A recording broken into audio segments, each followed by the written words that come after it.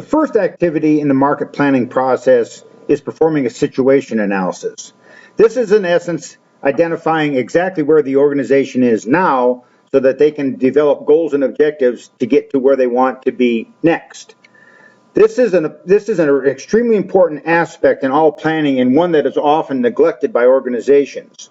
Think about how MapQuest works or how Google Maps works. When you want to find directions, it will ask you, where are you now and where do you want to go? And then it will come up with a plan to get you from point A to point B.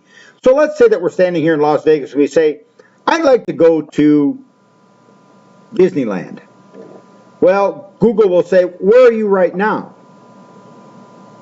You might say, well, I don't care where I'm at right now. I just want to plan to get there. Well, Google can't tell you how to get from one place to another unless you tell them what the two places are. That's really what the situation analysis is all about.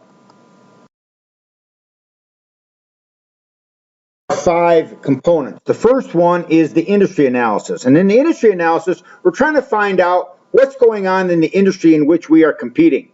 Things that we'd like to know about would include the size of the market, submarkets, potential structural changes, trends and growth rates, issues and outlooks for that particular industry. So if I am in the cell phone industry, I'd like to know the size of the market, what the submarkets are, trends and growth rates, and issues that are coming up, and then outlooks for the future of this industry. On the other hand, if I'm in the automobile industry, I'd like to know something about that industry.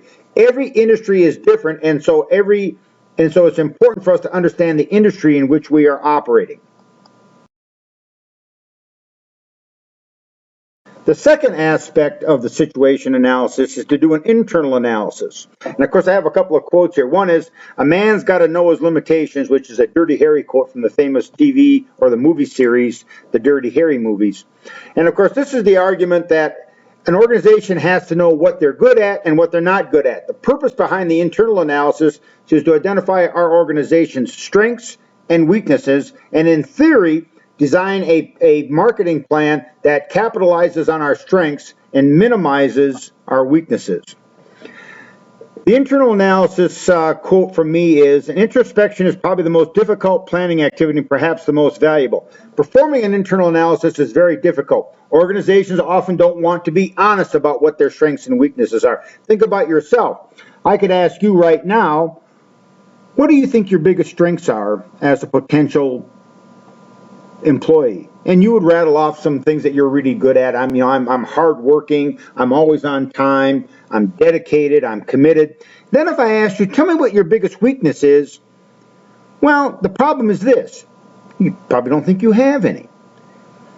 All right, so for the internal analysis, things that we want to know is, what are we currently doing and what are we good at? We'd like to know something about our relative business unit history. What have we been successful at in the past, and what have we not been successful at in the future? It's important for us to identify previous results in terms of sales, market share, past successes and failures, etc., because these create some sort of an objective look at things that we've done in the past that have been successful and things that we have done in the past that have not been successful. So we also want to know, what are our key resources? Our people, our brand equity, what are our distinct competencies, what are our physical facilities, and all those sorts of things. Analysis, and we're going to spend some time talking about the competitor analysis in a little while, but basically we want to know who our competitors are and what are they good at and how are we going to be able to compete with them. And then, of course, we're going to do a customer analysis. We'd like to know who buys our product, and who will buy it in the future. When do they buy? Why do they buy? How do they buy? What are they looking for in our product? And how many potential customers are there? And then finally, we like to do an external environmental analysis, often referred to as a macro environmental analysis.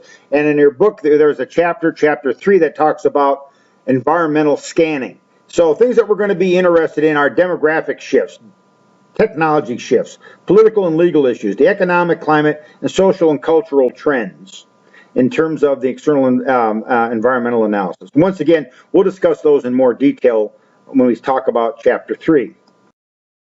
The end result is a SWOT. Strengths and weaknesses, opportunities and threats. Strengths and weaknesses are internal, opportunities and threats are external.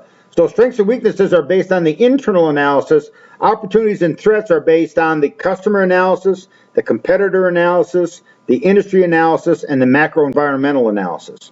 So now, once we have put the SWOT in place, our next job will be to identify where we want to get to next.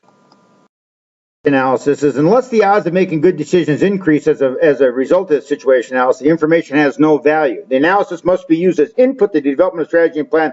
Otherwise, there's no need to collect this information.